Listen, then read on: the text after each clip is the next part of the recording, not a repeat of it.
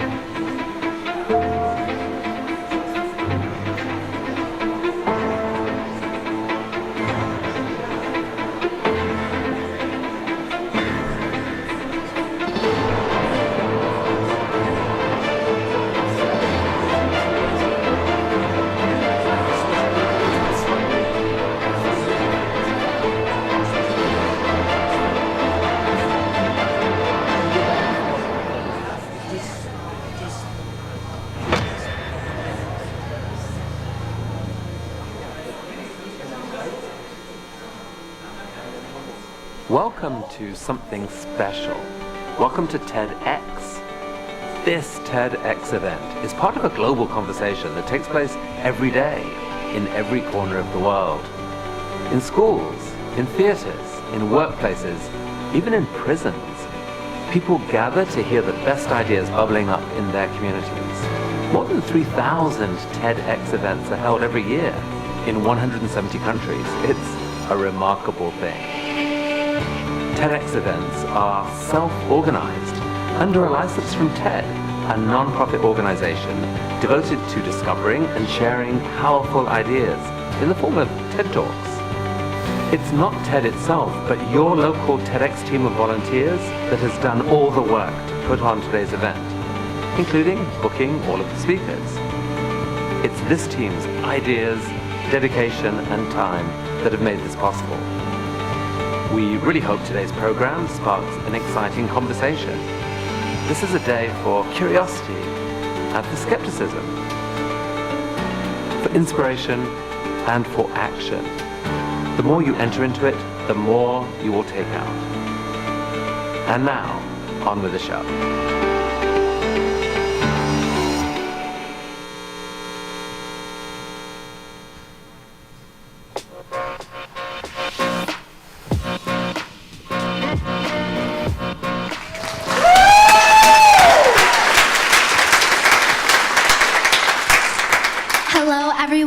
Welcome to today's event. I will be your MC today. My name is Maria Elena, and I'm very excited to be leading you through a number of wonderful stories. There's a lot we can learn from today's theme, leap of faith. I know for sure that I have. When I was younger, I was very shy, the polar opposite of what I am today. I never imagined myself to be standing on a stage in front of an audience. When I was about 11 years old, I was at a festival, and they had a bunch of games and stuff, and they did a singing contest with prize money. The Greatest Showman had just been released, and my little sister and I were obsessed with the song A Million Dreams, so I decided I would sing it. I was very nervous, but I did it anyways. That was my first leap towards my love of the stage. I won the contest, but overall, I gained a new sort of confidence that I had not experienced at that point in my life. Another experience where I did this was when I auditioned for my first semi-professional show. I had only done one show before here, Frozen. I played Princess Anna, and I would be in a room full of girls from ages 8 to 20, trying to get the same opportunity to play Winnie in Tuck Everlasting. I was scared I would be late. I was scared I would mess up, but I tried anyways. 2.5 weeks later, not once, not twice, but 3 times I read that I had not gotten the role. I remember I told my mom that was okay, and I was glad that I tried and got the opportunity to experience that. I read it a 4th time and realized that I had gotten the role, and I just had to have a little faith in myself. I've done about 7 shows since then, one of them playing Alice in Alice by Heart. And the reason I bring this show up is because not everything went right.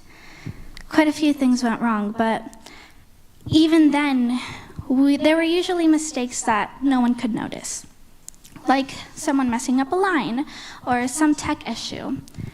There was one show, however, where I went on stage and I began to sing, and I hear from an intercom, "Hello, everybody. We will be pausing the show. One of our leads' microphones is not working, and we will have to resume because we're recording tonight's show. Thank you for your patience. We will resume shortly."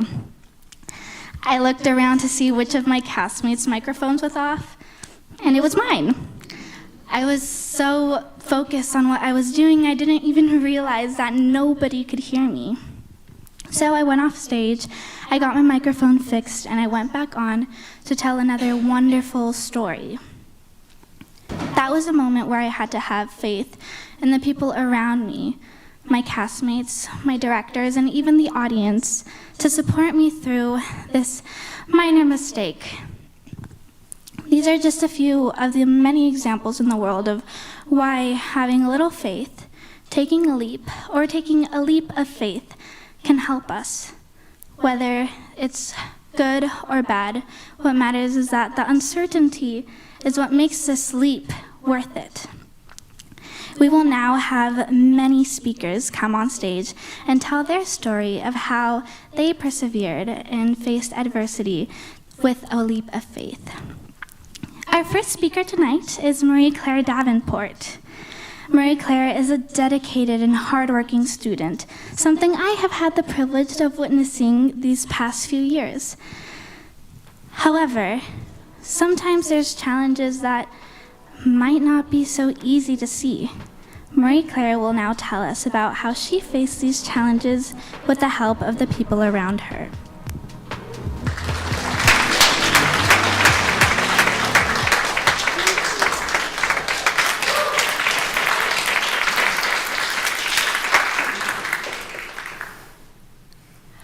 I love to learn. I have ever since my early childhood.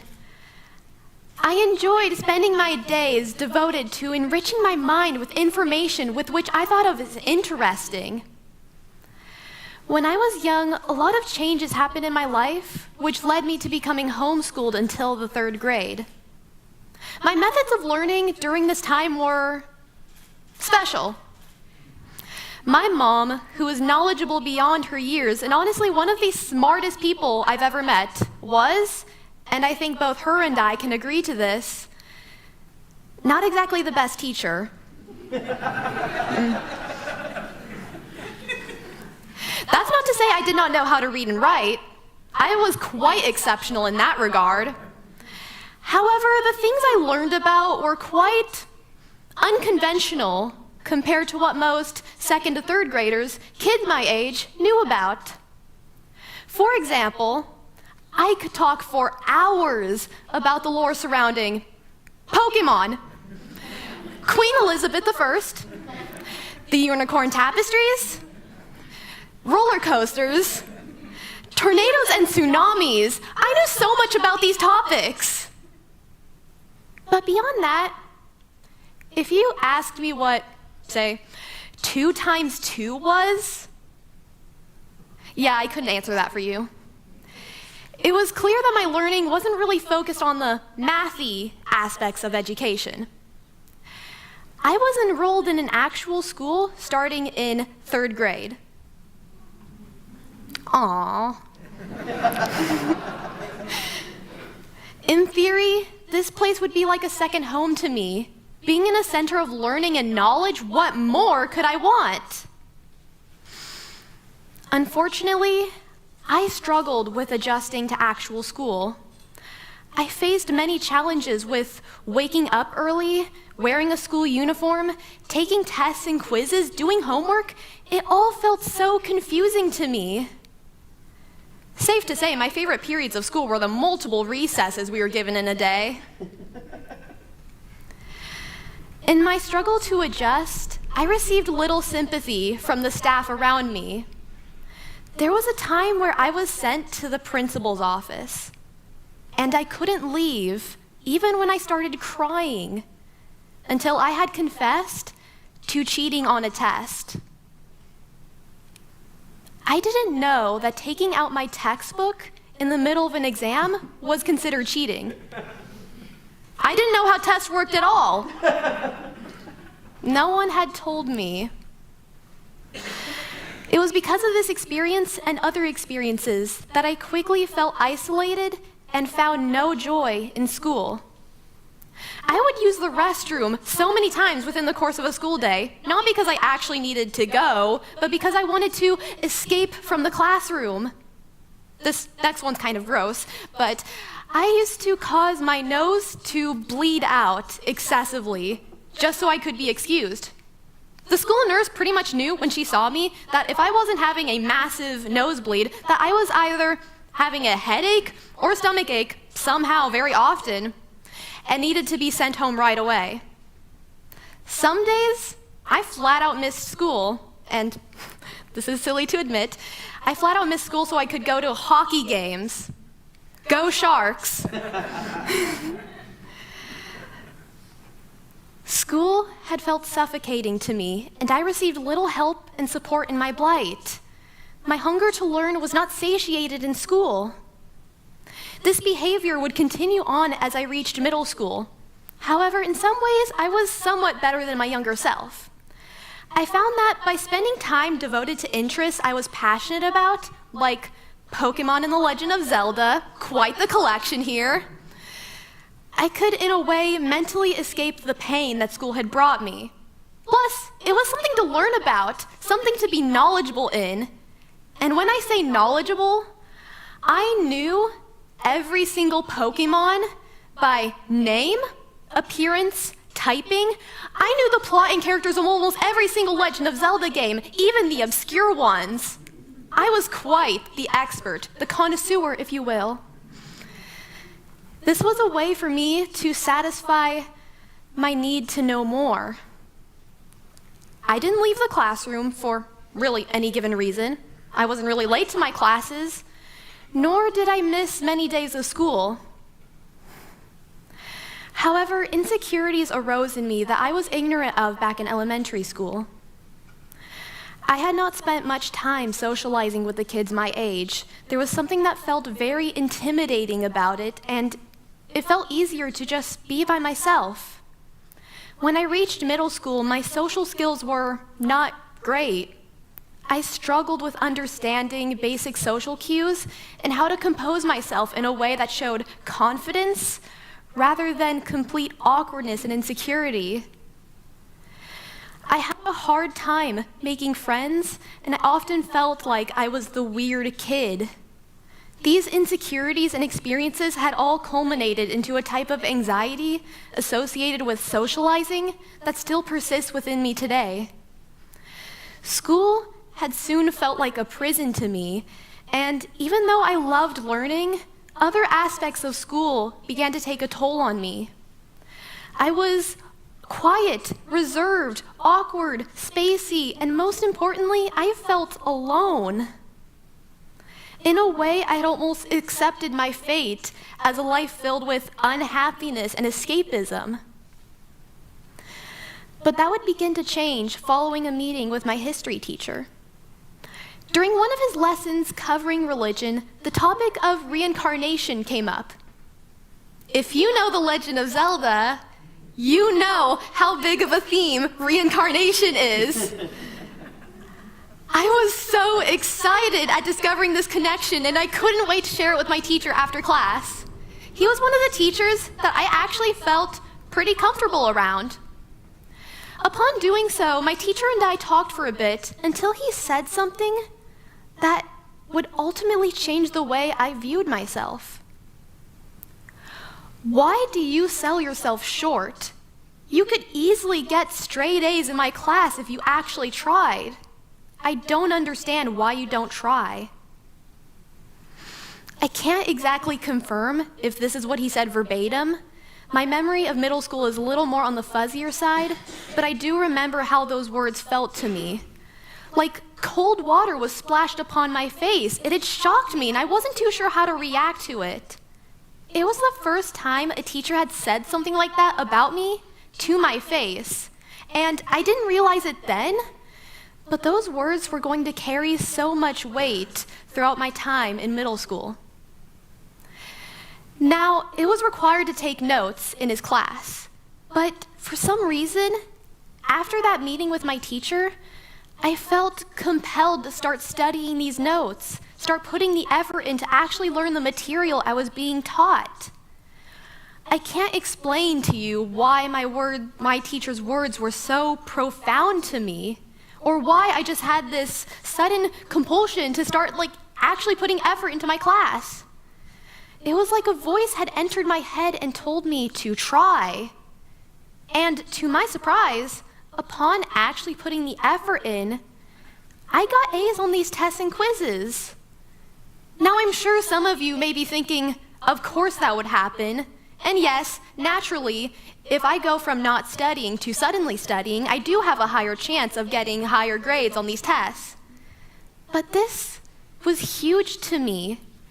Truthfully, in all of my other classes, I suffered with academic stagnancy and did not commit to those classes beyond the absolute bare minimum.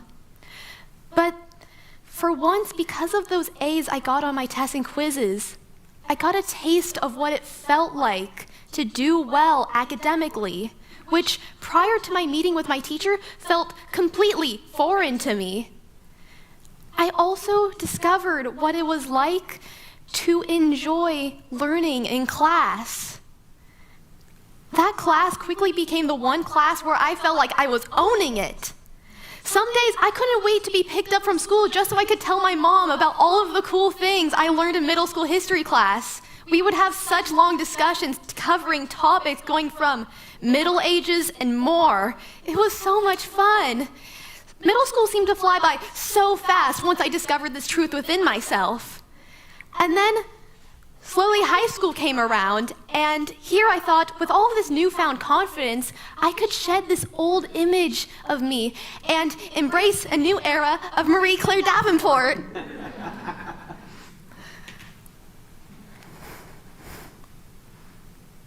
The pandemic came. Lockdown occurred, and virtual learning ensued. Let me tell you something. It was much easier for me to just mute myself, turn off the camera to my computer, and just start scrolling through social media on my phone than it was to actually commit to learning in class. I struggled with my motivation, and it dropped to an all-time low. I began to feel trapped in my own home, and being at the house 24/7 began to take a toll on me. Social media seemed like the only gateway I had to socialization, to the outside world. But because of this lack of drive, I sometimes struggled to get out of my own bed. This began to reflect in my learning as days would pass, and I had not contributed a single thing to any of my classes. No participation. I didn't turn in any homework. I barely showed up to class. This began to reflect in the report card comments I got. They demonstrated this lack of drive and motivation perfectly. I don't believe Marie Claire's first quarter average is a reflection of her abilities, but at 42.7%, it is in the failing range. Marie Claire is currently earning 61% of the total points possible. Marie Claire had not participated in class most of the quarter, and her camera was off most of the time. What can I say? I was clearly quite the academic weapon. No. I struggled. The pandemic and virtual learning made me sink back into old habits. I felt like I couldn't free myself from my own chains, like I was digging my own grave. The pride and joy that I got from middle school history seemed completely obsolete, like a distant memory of what once was. Somehow, I made it to sophomore year of high school. I started to meet in person with the teachers I used to just see on my computer screen. It felt surreal. But what felt even more bizarre was the fact that when I was struggling in these classes, I started to receive in-person support from these teachers. It was so different than the academic environments that I was in for middle school and elementary school. These teachers were supporting me. Marie Claire is a very capable student, and I enjoy working with her. Marie Claire is a very capable academic. Do not give up, Marie Claire. My teachers believed in me. They rooted for me even when I was failing in their classes. They were cheering me on even when I was blind to my own success. They trusted me. I'm crying. Little by little, I started to gain the motivation to commit myself to school, to put effort in my classes, and most importantly, to learn. It was not easy. It was not like middle school history class. There was so much work I needed to catch up on for multiple classes. But with the support given to me from my teachers, I felt like I had the strength I needed to keep trying despite the immense challenges I had gone through. The support also helped me gain a new sense of confidence in myself.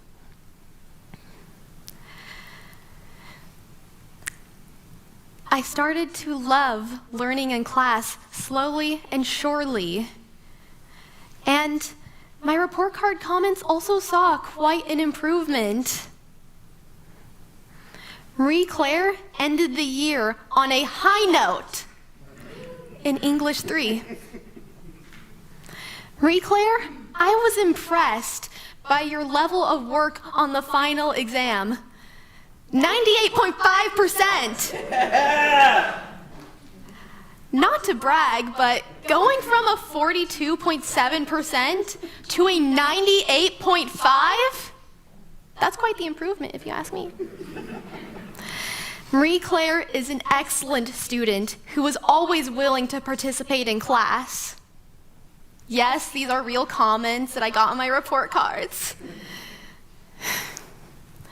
Throughout my time in high school, I have faced a lot of hurdles and challenges. But with the support given to me from my friends, my family, and my teachers, I felt like I had the strength to navigate my way through this uncertain path and get to where I am today. I am by no means perfect. I still struggle with feelings of insecurity and anxiety, but I can confidently say that I am a better person than who I used to be. I can look in the mirror now and actually smile at who's staring back at me. I look forward to going to school now because of all the cool things I get to learn about.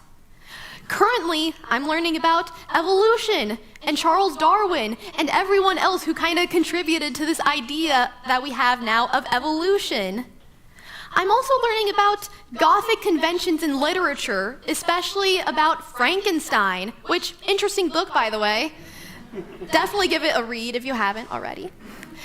I'm also learning about issues impacting Spanish-speaking countries and ways we can think out of the box to come up with solutions for these issues. Needless to say, I have started to love learning in class. And a quick and simple Google search can tell you just how meaningful, how impactful a teacher can be to a student, how them supporting a student can have so much influence. In sharing my challenges with education and academia with you all here today, I hope to invoke support and inspire it within an academic setting, because it was truly everything to me, and it will continue to be a big part of my life. Thank you.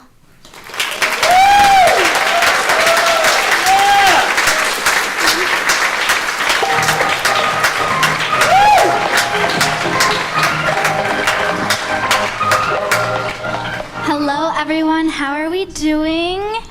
Next up, we have Alvin Lou. Alvin is an amazing mathematician, a co-leader of the robotics team, a runner on the cross-country team, a pianist and violinist, all of these things which he excels at. Recently, he joined a Toastmasters International team, something a little new, a little different from what he's used to putting his time into. He will now talk about how he faced these challenges that even when not, can feel like failure.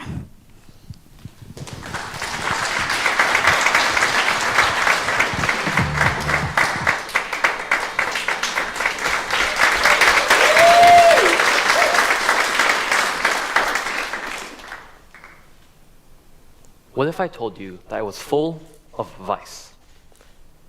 That I'm stupid, lazy, and shallow? That I can't think for myself? That I don't have any common sense, or that I don't learn from my past mistakes? What if I told you that I, simply put, am a failure? You're probably thinking, wait a minute, what? But these are all genuine thoughts of self-doubt I've had. And I can guarantee that you have all in the audience have felt these thoughts before.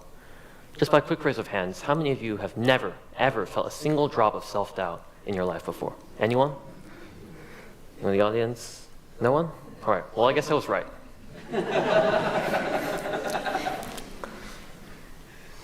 August 30th, 2023. Some of you may recognize that is my 16th birthday, but I, however, remember it quite differently. You see, that was the day I took my first DMV written test, and I failed. I failed miserably. You see, I never really failed a test before, whether it was school, music theory, Chinese, etc. So failing was the first for me.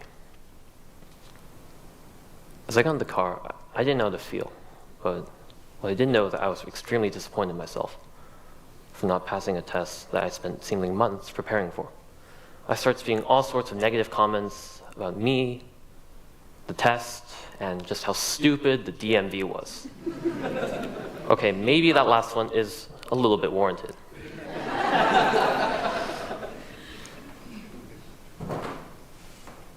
As my dad drove me to school, he told me to stop with all these negative comments.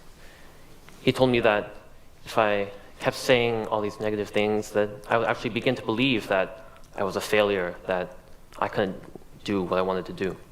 He told me that it wasn't really a big deal. It wasn't the end of the world. After all, I could always retake the test. I was angry inside, but because of my dad, I had to oblige. So I stayed quiet. Later that day, when I walked to the table where I usually ate with my friends for lunch, my best friend Trevor came up to me with a pink pastry box in his hands. He revealed the contents, and inside was a jumbo donut, about the size of a small cake. He told me that it was for my surprise birthday celebration, and I was shocked. No one had really ever done this for me, so I didn't know how to react as well. As we divided the cake amongst ourselves, I stood there, speechless, stunned, unable to express the gratitude I had, because my best friend Trevor did not care whether I'd failed a test that morning, whether I'd made some tiny mistake 5 years ago, whether I had messed up here or there.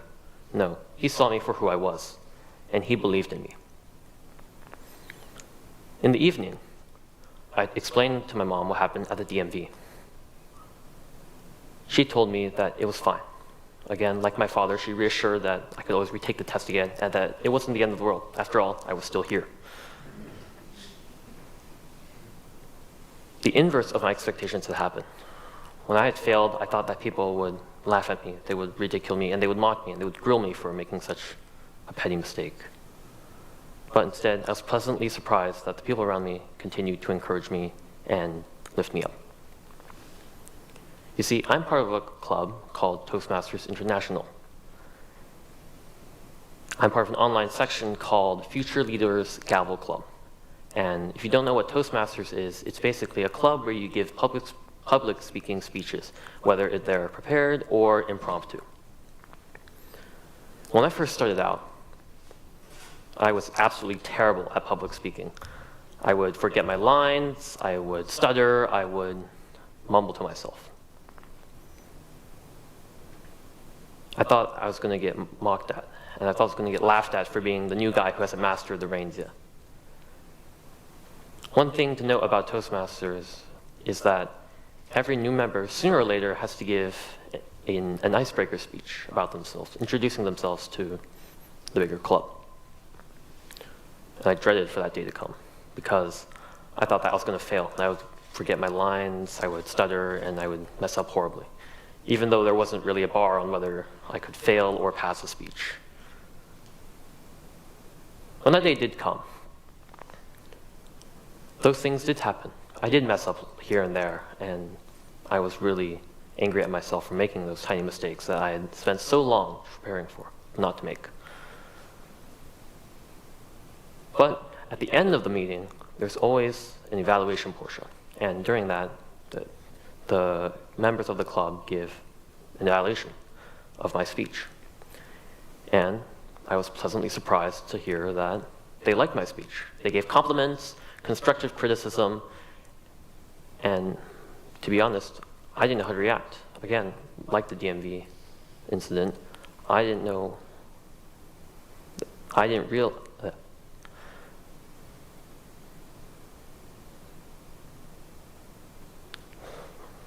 Anyway, others didn't believe in me. Others believed in me. I was the one who didn't believe in myself.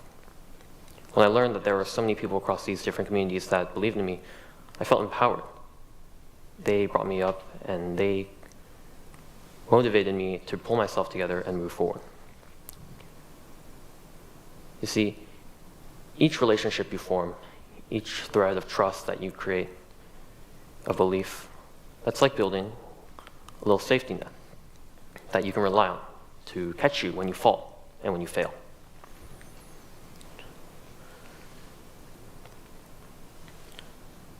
Every time I fail, every time I messed up, the people that were around me always motivated me and supported me and motivated me to get myself together and move forward. I was the one who didn't believe in myself. I was my own worst enemy.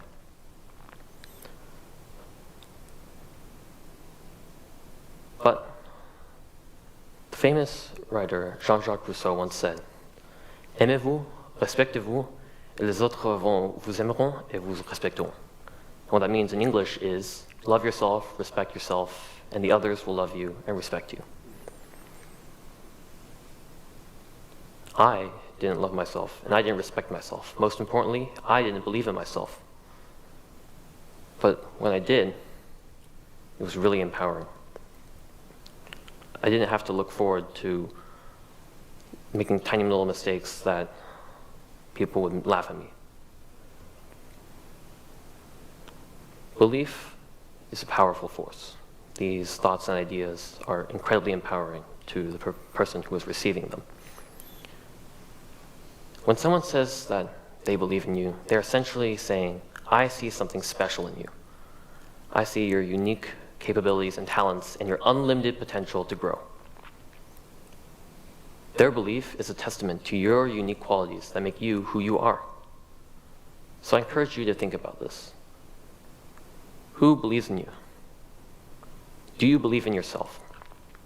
And once you have the answer to that, finally can you begin to realize that there are people around you who support you, and that you can finally begin to believe in yourself. Thank you.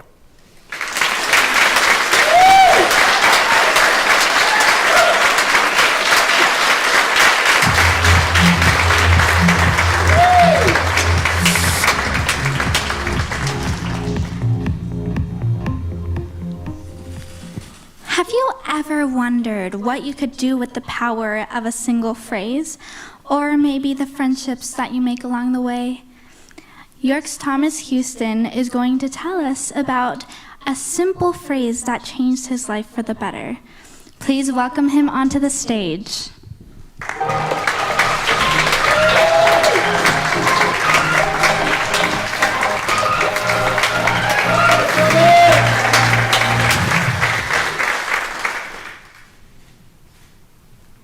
Do you believe in the power of friendship? In middle school, I was an all-right student. I wasn't bad, but I wouldn't say I was great. And I got good grades, but there were some things that I tried to do, yet I could never do, such as getting high honor roll and things like that. One of these things was in Spanish class. We would have competitions, and whoever won would get a high chew. As I said earlier, I tried to win one each time, yet never did. And I definitely got more upset than I should have, and kind of felt like a failure after each time. Another thing I wasn't great at was pickleball. So in 8th grade, I was playing pickleball with my friends, and I said that I was going to win because I had an ability called the power of friendship. My friends have certainly helped me to try new things and to get through hard times, but this story isn't really about that kind of power of friendship. So I wasn't really the best at pickleball, and the power of friendship never really changed that, but it was silly and fun, so I kept saying it. It kind of became that thing I was known for saying, just a goofy catchphrase. Towards the end of the school year, there were many failures, some big and some small, and my self-confidence dwindled because of that. Even when it was based on luck, I felt like I had no chance and I was still going to fail anyways. And whenever I was occasionally successful or lucky, I thought of it as a rare occurrence, and I shouldn't get my hopes up. It felt like I had hit rock bottom and I was going to stay down there. Because I felt like I couldn't succeed, I never really tried to do anything different and didn't put as much effort as I should have into things. I didn't do too well in school those past few months, and I felt like there wasn't really anything I could do about it. And it didn't feel like there was anything I could do about it. I was also dreading high school, and with how I was already feeling, I knew it was not going to go well. As the school year ended, and I was off to a new high school, things were not looking good. During the summer, I spent it playing Minecraft with my friend. We would talk while playing, and I would make the power of friendship jokes many times. It became an inside joke between us, and we would always say it. I would do things like, I can do it because I have the power of friendship, about things I thought that I would fail at because I thought it'd be funny. And to my surprise, I was usually actually able to do whatever I was trying to. And whenever I failed, I just laughed it off since that was the point of the joke. But whenever I succeeded, I felt like I could do anything, and it really boosted my confidence. As the summer ended and I was off to a new high school, things were now looking very good. Although I was nervous and unsure about going to high school, because I was more confident in myself, I adapted quickly and very well. Although I had no super close friends who were coming with me, I approached what I was dreading just a few months ago with excitement and interest. It's as they say, when you hit rock bottom, the only place you could go is up, and I took off. I was a bit awkward and shy at first, but I was overall actually enjoying school for once, and after a while, I opened up. I tried more with school too, and while I did occasionally struggle, I was overall doing much better than I had been in before.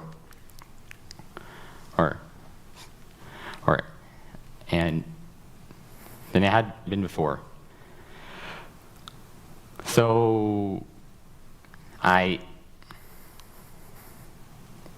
Than I had been before, and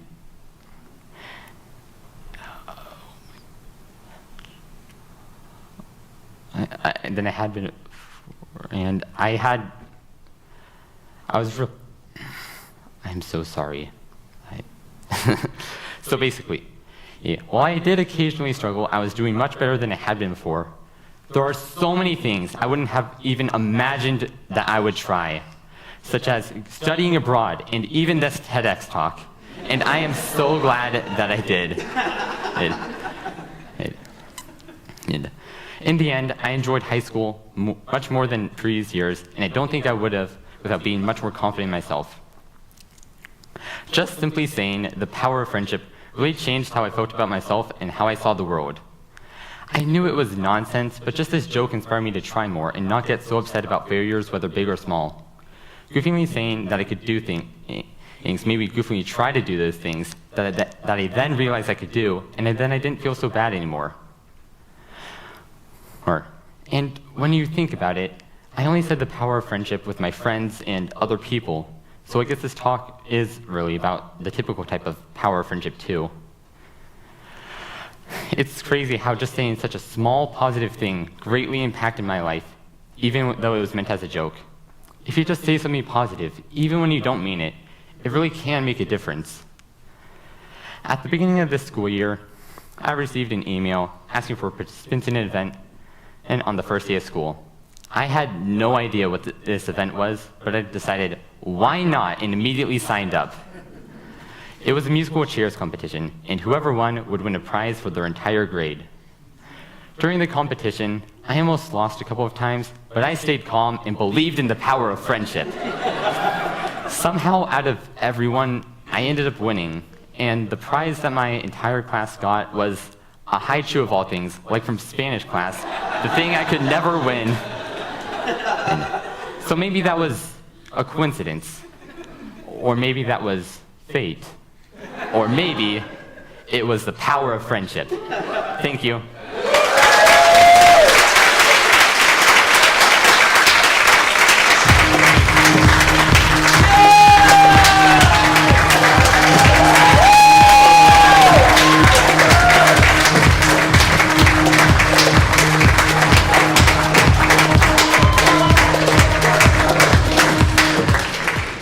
Next up, we have VR enthusiast Jackson Sullivan to come do a VR presentation for you all.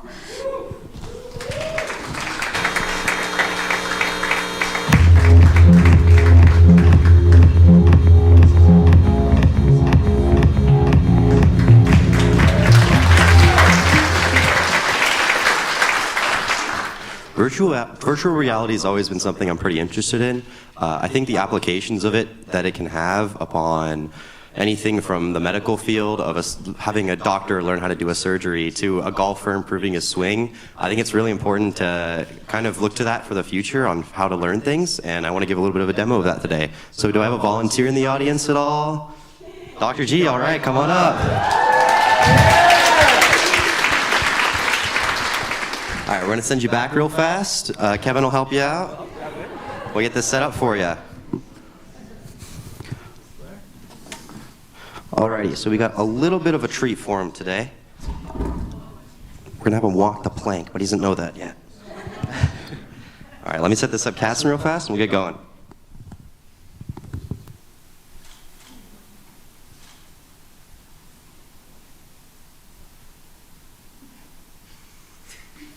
All right, 1 second, technical difficulties. Okay.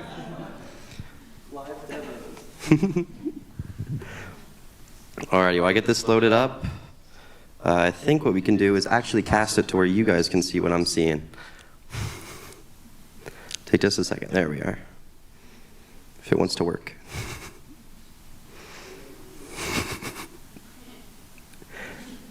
Kevin, can you bring up the remote real fast? Can you bring the remote real fast? Thank you. Oh, actually, wait, I might have just gotten it. Hold on.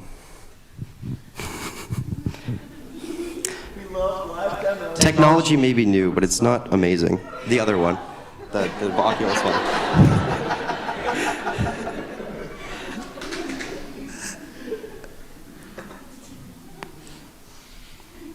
Yeah, no, it just does not want to work. Perfect, thank you. Everyone give a hand for Kevin.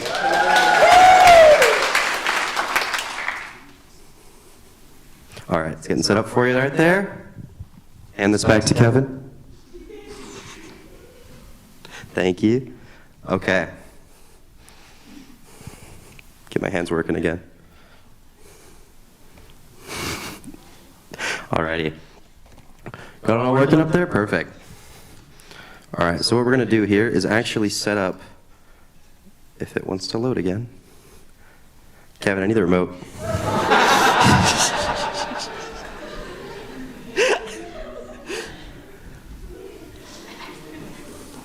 It works one time and then never again. I don't know.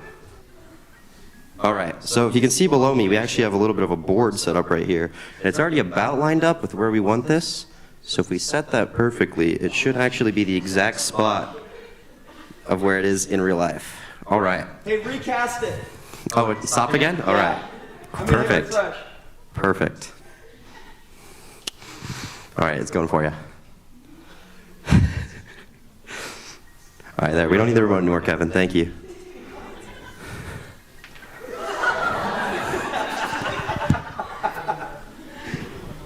And you're going to bring Dr. G out as well.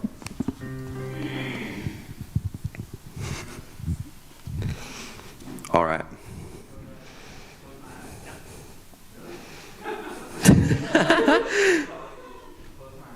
All right. Here for us. Thank you. Gonna put this on you. All right, you're gonna have to hit the agree button when it pops up. Wave your hands around a little bit. You can see your hands.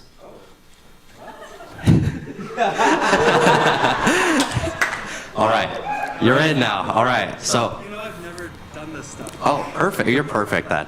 So if you look around, you can see the buildings all around you. A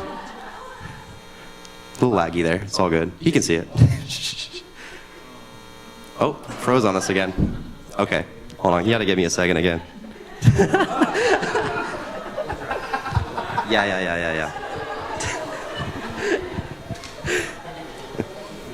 The joys of technology.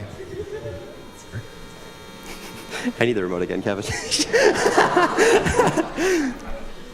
Thank you. How you doing, Jackson? Good, how are you? You know, I think I have a homework assignment due from you. I think I can get an extension on that because of this, right?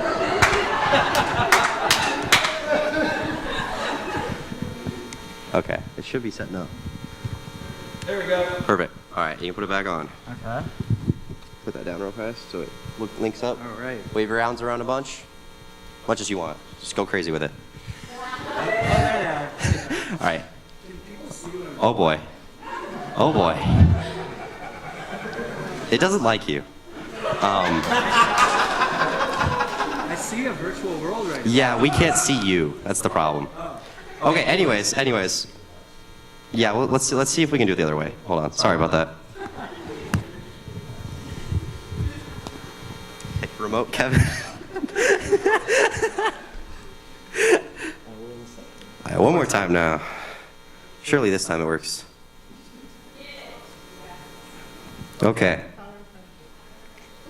Power punch him. All right, we see everything? Working? Not yet. Okay. There we go. Okay. One last time now, come on. All right, I'll try not to mess up. How could you? Okay. All right, you ready? Yep. Okay. You have to hit agree. No, this is normal. This is okay. Okay, hit agree. There we go. Now look at the elevator. And go ahead and step into the elevator, just like in real life. I'll help you over. Just watch to your left. Yeah. Keep going. All right. Now look to your left. And you can hit plank. Oh God. Oh boy. One more time.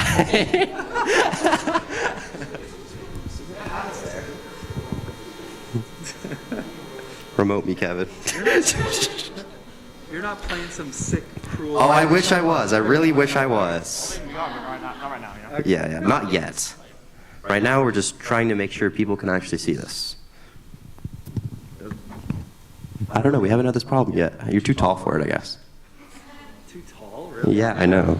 First time problem. It's okay. All right, it should be casting. You have to reload it. Reload? Yeah. Everyone get up give a hand for Kevin for being the remote holder. All right. Put that on. Makes a nice sound. It does. Okay, let me put this down. Okay, there we go. Now click plank real fast.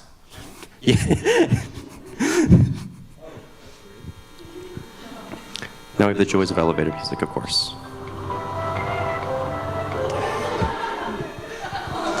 Oh. Keep going.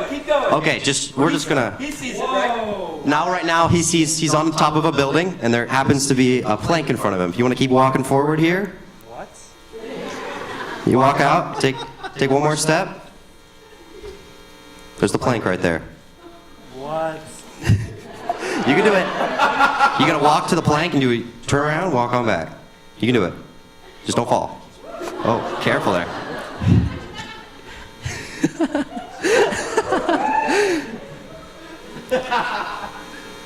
All right. Okay. Oh, okay. You can do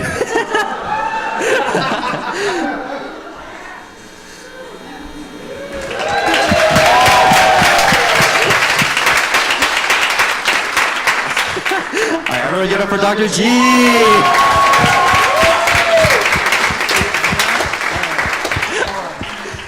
How do you feel? How do you feel? Virtual reality is scary. Can you describe what you saw? I was like 100 floors up, and that plank was in the elevator, and this whole thing was like out, like I was about to fall to my death. And it felt real. It didn't feel good at all.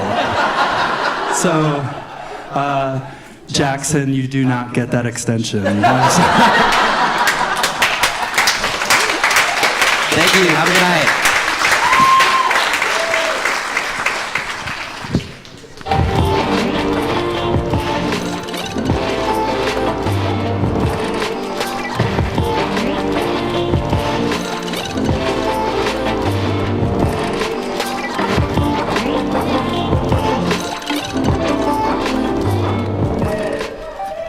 Hello again. Next up is Winnie. She is an amazing artist. As anyone has seen her art, you know she's incredibly talented. But she also has other interests as well, many of them being academic. Winnie got the opportunity to take courses at Harvard, yes, Harvard, and that carved her pathway to loving psychology. She will now talk about her insights in life. So please give a warm round of applause for Winnie.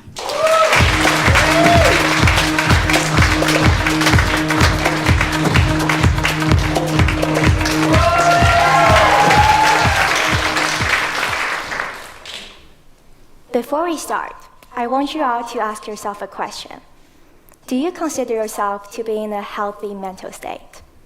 Now, I'll wait a second to let you dig deep and be completely honest with yourself. In my opinion, I think that no one is completely psychologically healthy throughout their whole life, not even psychologists. It seems to me that one of the things that puts people in a bad mood is comparing themselves to others. Theodore Roosevelt once said, "Comparison is the thief of joy," and I wholeheartedly agree with him. I'm a person who really likes to compare myself to others because I want to know if I'm lagging behind. I have found that this actually doesn't motivate me much, and comparisons frequently cause me stress and anxiety. Maybe many of you are like me in this regard, where this has negatively affected your mental state. My tendency is to end feeling inferior and losing confidence as a result. And I blame all of you, because you are also fantastic and make it hard to measure up. The fact is that all of us have varying degrees of anxiety, worry, and fear about the results of comparing ourselves. This mental hamster wheel more or less shapes our attitude and way of thinking in life. For example, before presenting here today, I have memorized my script and rehearsed it in many times. However, I haven't been able to sleep well these past few nights, dreaming that I forgot my words on stage and then waking up in the cold sweat, only to realize that it was just a dream. For the past few days, whether in class or eating, every few hours I would nervously open my speech and read through it to see if I had memorized it completely.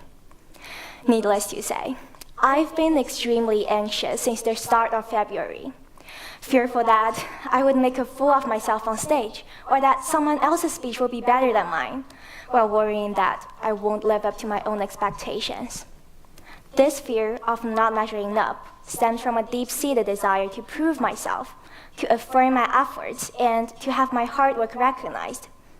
I constantly compare myself to others, not from an ego perspective, but because I truly desire to excel and love to be recognized for my contributions. Comparing ourselves to others is a natural human behavior. It is part of how we define and understand ourselves. At one point or another, everyone has compared themselves to others, such as grade point average, job title, income, appearance, number of Instagram followers, and the list goes on and on. I once ran in the 400-meter race and was in the first place for the first 200 meters. Guess what? I ended that race dead last. On the last turn, I was too afraid of the others passing me. My inner turmoil, my worst enemy, made me glance back at the people behind me, and I wondered how far they had to go before they passed me. Because I was looking backwards, I lost my balance while running and almost fell down. Lots of lessons need to be learned from this one. Social comparison theory, developed by psychologist Leon Festinger, delves into the complexity of human social behavior and the basic need for self-evaluation by comparing yourself to others. The theory's central assumption is that individuals are driven by innate desire to evaluate themselves by comparing their abilities, opinions, and emotions to those of their peers. Festinger divides social comparisons into two main types: upward social comparisons, in which individuals compare themselves to those who are perceived to be superior in certain aspects, and downward social comparison, where individuals seek affirmation by comparing themselves to those who are considered less fortunate or accomplished. The theory suggests that these comparative assessments can serve as a means for individuals to reduce their uncertainty about their status in a social group, validate their beliefs, and enhance self-esteem. It's a natural human behavior that affects our self-perception. But as I've witnessed in my own experiences, it can be damaging to our own mental health.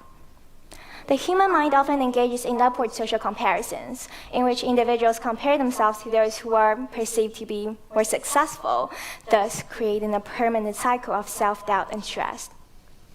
For my generation, social media has exacerbated these comparisons, as individuals share and curate only the most positive aspects of their lives, fostering unrealistic standards of comparisons. What we often don't realize is that these comparisons are only selective glimpses into the lives of others. They don't give a full picture of their struggles, insecurities, or the journey they've traveled.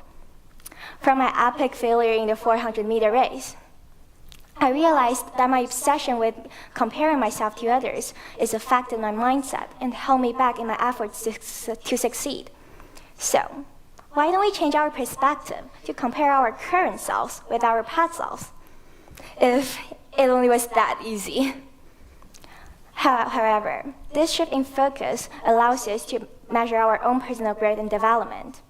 Instead of fixating on external benchmarks, we could reflect on our own personal growth, the challenges we've overcome, and the progress we've made over time. This shift in mindset is not one of complacency, but of recognition and appreciation for the journey we have embarked on. So, for my future races, both the literal and symbolic ones, my goal is the finish line. I've sworn to never be disturbed by anyone else again, and we'll see how long that lasts.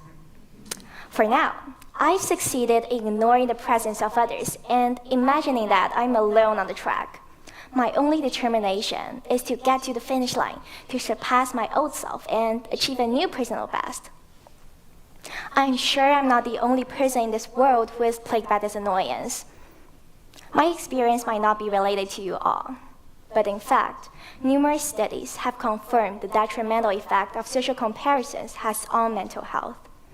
Judith White wrote a fantastic article titled "Frequent Social Comparisons and Destructive Emotions and Behaviors: The Dark Side of Social Comparisons," in which she and other professors explored the effects of social comparisons on self-esteem in different demographic contexts.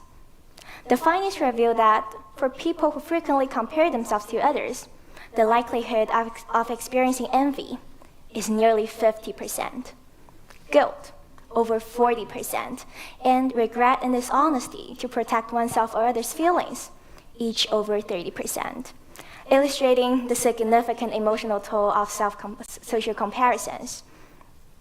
The study also revealed a consistent pattern. People who habitually compare themselves upward have lower self-worth and report less satisfaction with their life because they're constantly compared to people who are superior to them. They often feel inferior. People who are accustomed to comparing themselves downward are more satisfied with their life. Downward comparisons may seem harmless and even healthy, but they, too, have serious implications. When we focus too narrowly on the negative attributes of others, we may miss the full picture of their strengths and successes, which can inhibit our own personal growth and lead us to arrogance, and at worst, discrimination. That's why I encourage all of you to take a step back from the constant race of comparisons. This is not to eliminate comparisons entirely, but to recast them as a tool for self-improvement rather than a source of stress and anxiety.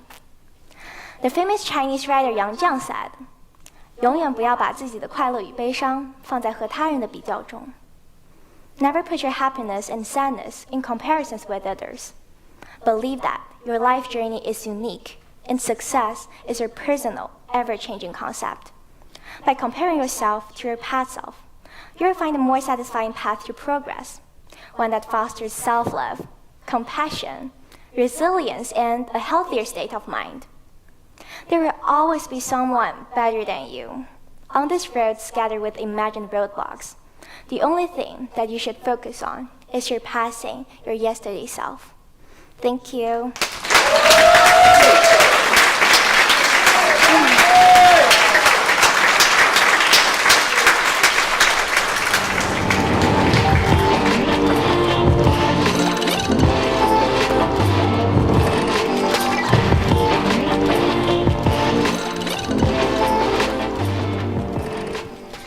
The first time I heard the name Trevor Bernardino was in choir when I was hearing about the kid who met Kamala Harris. Trevor is an actor who really enjoys volleyball, singing, drama, and more. All of these including medicine, which contribute to his life. He will now talk about his experience with acting and his joy for it.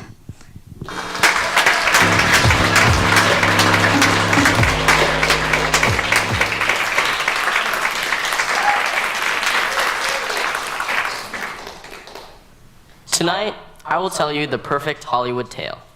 A story about a kid who found his passion, and though he had many setbacks, through perseverance, hard work, support, and luck, had a happy ending. This story is about me and how I fell in love with acting. I love acting for multiple reasons. I love trying different characters in new auditions, exploring new personalities and relationships in a scene. I like becoming a storyteller, elegantly conveying a plot line with my words and actions. And I even get to bring the audience along for the ride, give them some joy and pleasure. And most of all, I love the applaud and accolades at the end of a beautiful performance.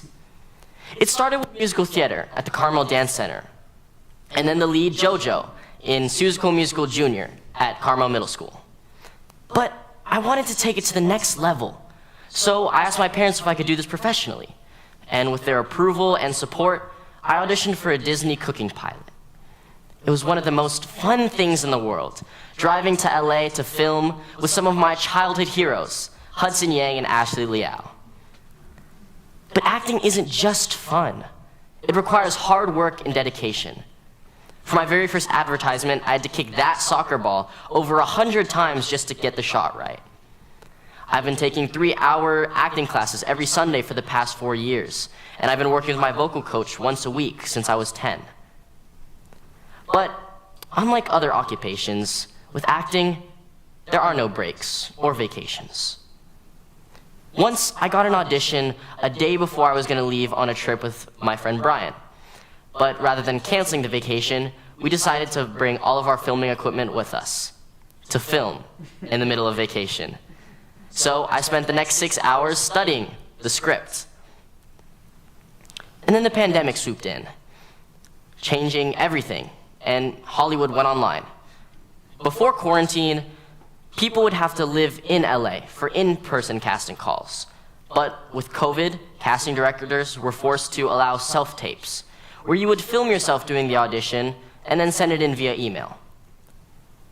Not only that, some auditions required you to memorize 6-page long scripts, usually very last minute. So in the past, I've had to work with a teleprompter to help me when I had no time to memorize. Unfortunately, with acting, it isn't a meritocracy. So you could get cut for any reason. You don't look the part. You're too tall. You're too short. You look too young. Or even you're not Asian enough. But at least in Hollywood, if you don't get the role, they ghost you. Unlike in musical theater, if you don't get cast, you find out via an Instagram post. But even then, most times you don't realize you don't get cast until it actually comes out. For example, in the new Percy Jackson TV show, I could recite the whole entire Grover Underwood scene because I auditioned for that part. But when you finally do get cast, it is one of the most amazing feelings in the world. And that's why I keep pushing through. 1 month before my first week at York School my freshman year, I got cast in Get Curious with Kamala Harris, a YouTube original series for Space Week. The process after casting selects you goes something like this. First, they contact your agents and managers to negotiate rates and hours. And then you have to sign a bunch of paperwork. And then you get to meet the fellow cast members and the crew, and they give you the full script so that you can learn your lines. And finally, you get to film on location and put all of your prep into action. Then there's the high. Once I got back, KSBW wanted to interview me about my experience auditioning and behind the scenes of the shoots. All this attention from this one role was exhilarating. All the likes on Instagram, YouTube, and Twitter got to my head, but to be honest, I was just happy with and proud of the hard work I put in and how everything turned out. And then there's the low. Obviously, filming with the vice president comes controversy, political controversy. And because of my interview with KSBW, the right wing picked it up and had their own interpretation of the situation. That Kamala Harris tricked the world by hiring child actors rather than filming normal, authentic children. Even Donald Trump Jr. got into it, tweeting, Kamala Harris hired child actors to be part of her wildly mocked NASA video. And Senator Ted Cruz, wow, even for politics, this is cynical, quite literally fake news. Even Ben Shapiro, he reacted to the video, saying it was a Kamala Harris fail. It got to a point where my managers told me and my family to just go silent on social media and ignore all the constant phone calls and emails that were coming our way. But when you're down, you need a strong support system to help you bring you back up. For me, that's my family and friends. The ones who stand by me and support me through thick and thin. And equally important, you need to believe in yourself, that you did everything you could to make it happen. And then, once I got up, it was go time. Put more effort to get better. Focus more on acting classes, watch film, live theater to improve my game, listen to interviews of actors, and also put myself out there every single time a casting call comes my way. I love acting, not just for the performance, the storytelling, the accolades. I realize I just love the work, the process of learning the lines, doing the research, going through casting. I just love being an actor. And that's why I'm going to apply to college for drama school. And I know, with all the people behind me, supporting me, and my hard work, the next project will be the one. Thank you.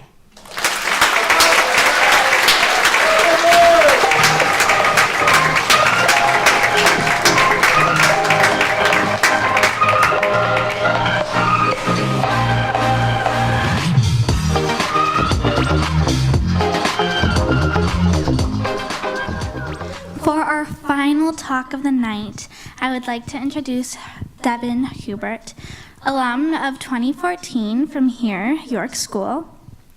He has a degree in computer science from UCSC, as well as being a local performer and private music instructor. Devin has a love for both music and computer science. Have you ever wondered if two of your very contrasting interests could work together to create something cooler than anything you could have imagined? If so, what you're about to hear is going to intrigue you. Please give it up for our final speaker of the night, Devin.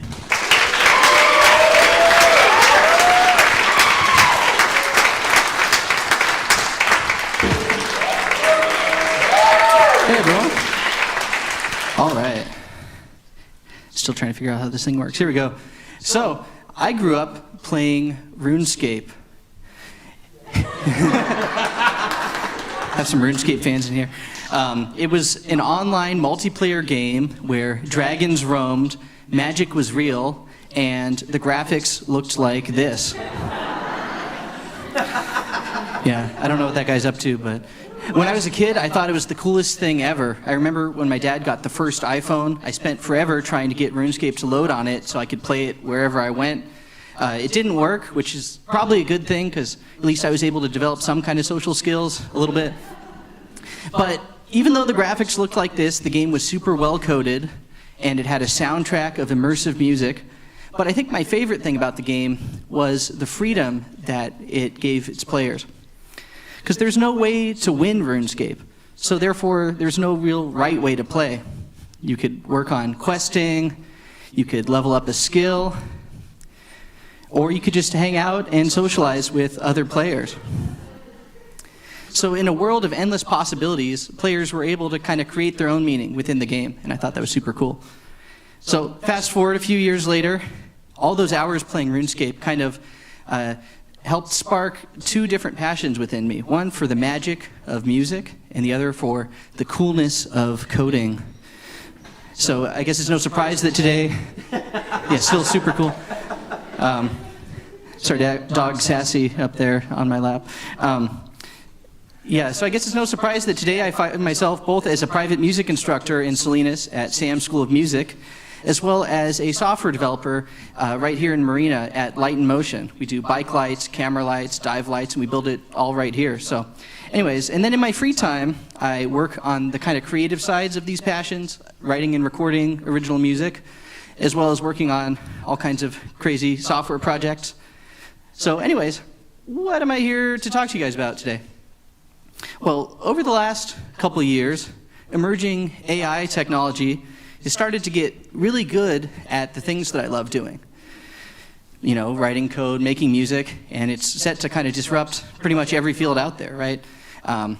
If you use GitHub's Copilot plugin that's powered by OpenAI, you just write a few lines of code and it pretty much fills out the rest of it.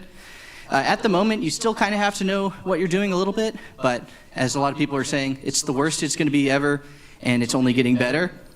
And, you know, as far as music goes, ChatGPT can write lyrics. There's all kinds of AI tools that can generate whole songs. You can even train an AI to sound like a famous singer. So what does this all mean for our future? Well, in a recent interview between Bill Gates and Sam Altman, who's the CEO and co-founder of OpenAI. They're the ones who make ChatGPT, DALL-E, a lot of these cutting-edge AI products. In the interview, Bill Gates kind of pondered about a time in the future when AI would tell us to just go play pickleball because it was able to handle all of the hard problems. So we're kind of fast approaching this future where AI might be able to do all the things that we can do, but more efficiently. So the question is, how are we supposed to find meaning in this new world that we're coming into? Well, one thing we could do is zoom way out and look at what's happening from kind of like a macro scale, see where that gets us. So anyone who's taken a York physics class probably knows about entropy. You know, the natural world around us is governed by all these physical laws, and entropy is this idea that comes from thermodynamics. Basically, it takes things from less likely states and brings them to more likely states. So it's responsible for stuff like the forward movement of time, cause and effect, pretty much everything that happens around us. And scientists think that life and then humans developed as the universe's way of more and more efficiently catalyzing this process of entropy. Essentially taking the sun's low entropy energy that's very usable, and eventually converting it into thermal energy, high entropy, as heat. All right, well that's, I don't know, it starts to sound a little bit inhuman, maybe a little bit dystopian on that level. Like you'll hear Sam Altman talking a lot about cost of compute and cost of energy as being the two metrics that we want to look at going forward, right? But zooming out this far, you really start looking at everything in terms of like more efficiently allocating resources, and it starts to feel, I don't know, maybe this is not the best way to look for kind of a personal meaning within our lives going forward. All right, so well, what do we do? Well, I want to share, kind of zoom back in and share what I've been working on for the last couple of years. Maybe we can find something there. The Yeti Bear. So This past Halloween, I released an album called The Yeti Bear of original music. It's kind of a love note to the road trips that my girlfriend Shelby and I would go on around the Pacific Northwest. And in it, the characters kind of struggle with finding meaning within their own lives. But at the end, the main character realizes that rather than trying to escape or find meaning somewhere else, that they should stay and face the challenges in their own life, and that would kind of generate meaning for them. By the way, if you want to listen to the album, it's at yetibeartruth.com, and there's also a bunch of links to a lot of the stuff I'm going to be talking about there, if you're curious. So anyways, I was working on this project when all of these AI tools started popping up. You know, ChatGPT, DALL-E, Kyber, Runway ML, Midjourney, a bunch of them. So at first, I was kind of scared, apprehensive, like everybody. But then I was thinking more about kind of the concept behind my album of staying and facing the challenges in your own life. And I realized that instead of just responding with fear, that I should try to dip my toes in and see if I could do anything creatively with these tools. So I made a music video for my song. The song's called 100 Miles to Happiness. And what we did is we took photos that we'd taken on our different road trips, and we ran them through AI tools, such as Kyber, in this case. We experimented with adding text prompts, like adding lyrics, song snippets, other images. And with all those inputs, the AI would generate a series of images and a short animation. And we did this with all of these different photos, and it created a pretty cool music video. And what I kind of liked conceptually about this was that it was taking a specific instance of our experience and kind of generalizing it, tapping into the collective unconscious of humanity, which I think that's kind of what art's all about anyways, right? You take your own experiences, share them, and everyone kind of relates to them. So I thought that was pretty interesting, so then I kept going. The next song that I did a project for was By the Roadside. The original video was just me sitting by a river playing guitar. But then I decided to put it through an AI filter with some different text prompts to see what I could get. But then I liked this idea of blending AI with reality. So I created this kind of gradient mask blue screen that I was able to then superimpose the real footage and have it blend out into the AI background. So I thought that was pretty cool too. And so then I started making these different snippets for each of my songs. And the idea here was that I put in the lyrics that I had made for that song, and I wanted to see how close the AI would get to kind of what I was thinking about when I wrote the song. And surprisingly, a lot of them got pretty close. And by the way, with all these projects, we're at the point where it's not going to be great the first thing that it spits out. You kind of have to go back and forth with it, right? There's a lot of taste that's involved. There's a lot of prompt engineering. And maybe in the future it'll get to the point where it's able to just see what's in your head and actualize it directly, but we're not there yet, so it still takes a lot of input. And then finally, after the album was out, I wanted to kind of wrap the whole project up with a final virtual show. So what I did is I created an AI background for the whole show, and then I created an AI stage that I was able to green screen myself onto. And then I added some green screen lighting effects.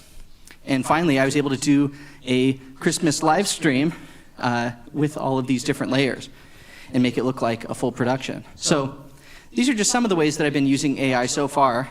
But the question is, you know, have I learned anything from doing this? How has this affected my view of the future? And the more I've used these tools in my own creative work, the better I start feeling about our future with AI. I think this goes back to our initial question about meaning. So let's take it back to RuneScape.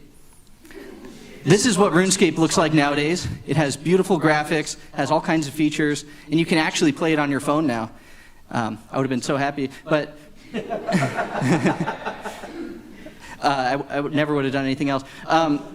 But even though we have all these new features, more players still play old school RuneScape, which is pretty much a snapshot of what RuneScape was like back in 2007, with a few modifications.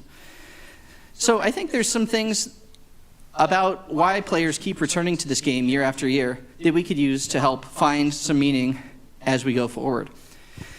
So if you were to just kind of take your life and divide it up into a bunch of tasks that you had to accomplish, then your life becomes something that you could just optimize for efficiency with, and then, oh no, an AI can do it better, and where's the meaning in that, right?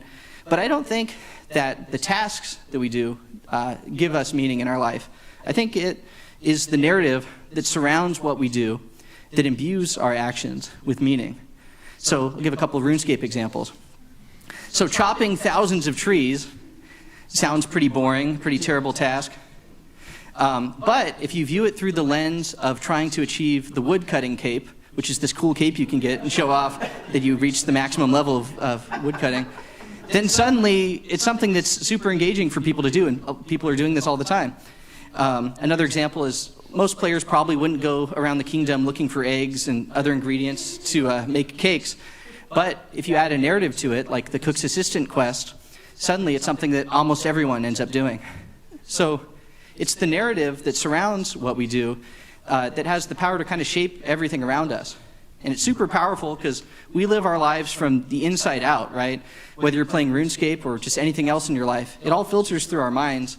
And the narratives that connect everything together is really what's going to give it meaning. All right, well, what about the whole AI thing, right?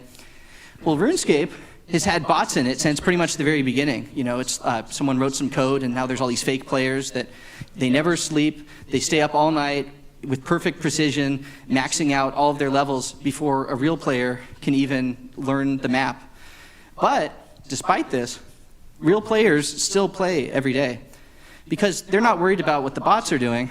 They're busy finding their own meaning in the game and accomplishing their own goals that they've set for themselves. So I think the same thing is going to be true with us in AI going forward, right? No matter what you do, if it's something worth doing, there's probably going to be someone or something now that's more efficient at doing that task. But that doesn't mean you shouldn't do it, right? The fact that it's you doing it is what gives it its own unique voice. And as we go into a future with AI, that unique human touch is going to become more valuable and not less. So Friedrich Nietzsche said, "No one can build you the bridge on which you, and only you, must cross the river of life." So, like in RuneScape, we have control over which narratives we choose to embody in the world, right? So the question is, what is your narrative? Is your calling to help other people and serve them by sharing your unique perspective? Well, the answer is going to be different for each of you, but it's definitely something worth thinking about. And as I've shown in my work, AI doesn't have to just be something that replaces us. It can be a creative tool that helps us achieve the goals and the narratives that we set within our lives. So what does the future hold? I mean, no one knows. We can be pretty sure that it's going to involve a lot of adapting to change, just like always. But as we go forward, I invite all of you to join in with me in this dance with AI.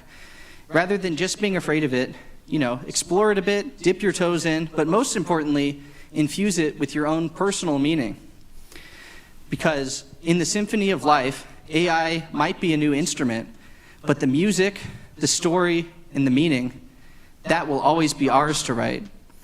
So, in closing, I want to perform my song, 100 Miles to Happiness. I'm going to invite a couple members of my band up, and we're going to play the music video in the background. Thank you. Welcome to the stage. I have to grab something.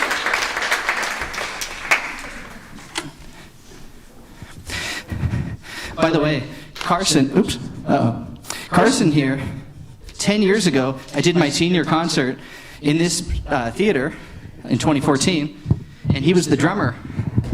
So this is our 10-year anniversary of that. Yeah, it's poetic, right? Also, this guitar was built by my friend, Jamie Eade. You can find him on Instagram at Jamie Eade Guitars. All right, that's my last shout out. But it's beautiful. All right, you guys ready? Here we go. 1, 2, 3, 4. Back to the ways that terrify our enemies. These are the days that burn into our memories. Another 100 miles to happiness. It's time to start again. Take the emptiness away. Cast the demons from our minds, and we'll be waiting for a better day. 2 20s and a couple 5s, and we'll be on to better lives. Fill the tank and we'll be on our way. We're on the run from the sound of our own footsteps. These are the days that melt into the sunset. Another 50 miles to happiness. It's time to start again, 'cause no one knows when they'll be gone forever. Take the emptiness away. Cast the demons from our minds, and we'll be waiting for a better day. 4 20s and a couple 5s, and we'll be on to better lives. Fill the tank and we'll be on our way.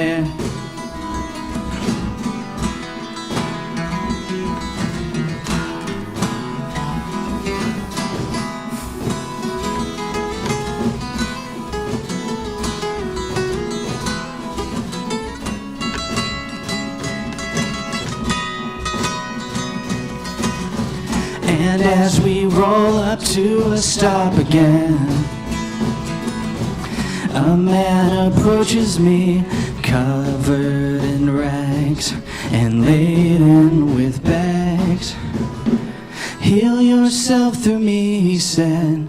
Cast the demons from me and I will repay you on a better day. 6 quarters and a couple dimes, and here's something for your time. Take these cigarettes and I'll be on my way.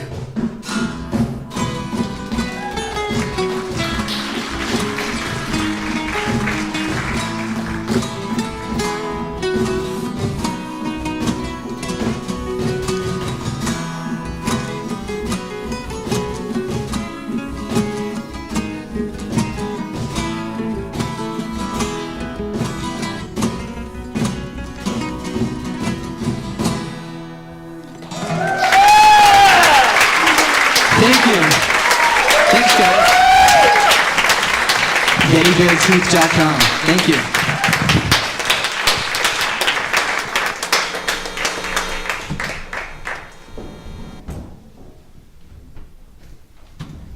Thank you all for attending York School. TEDx York School Leap of Faith. Thank you to the staff and the students who helped make this possible. And of course, thank you to all our wonderful speakers. I know that I am definitely inspired to take a leap. Good night.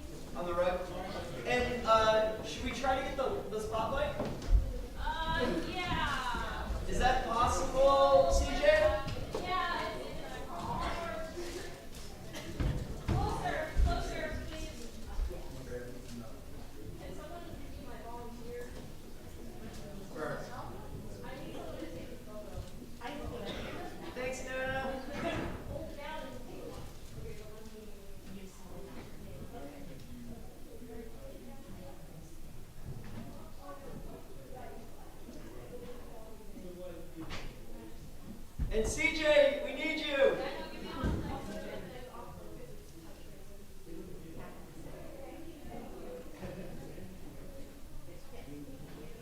We're missing. I know we're missing CJ. She's shaking under the lights.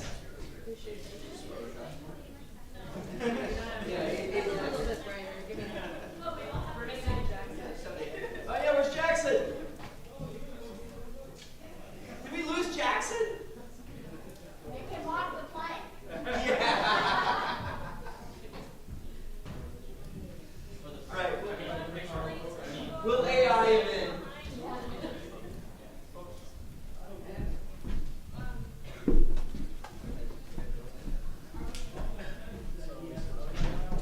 We're still waiting for CJ.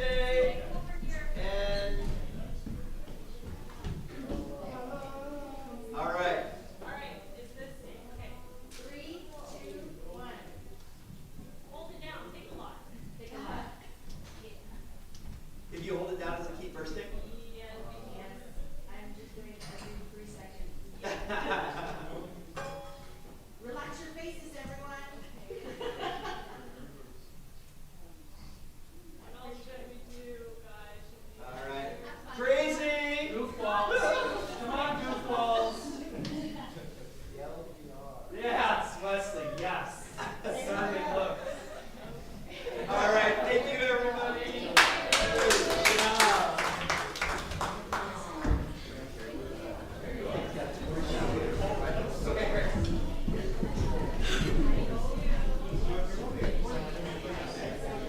Yeah, good. Yeah, let's continue.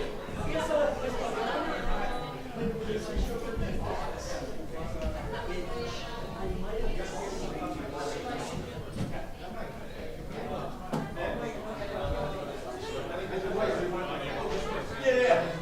Exactly.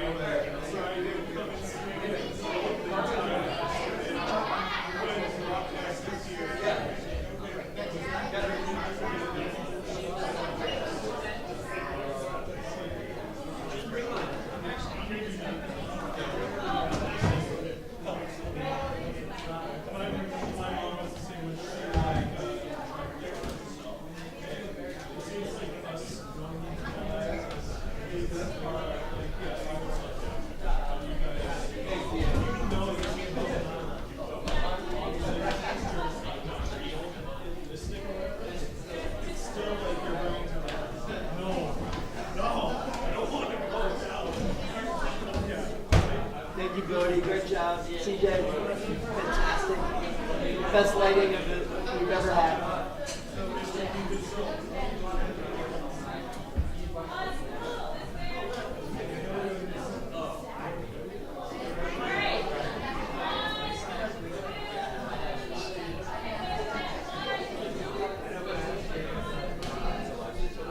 Oh yeah, I think it is. Oh no.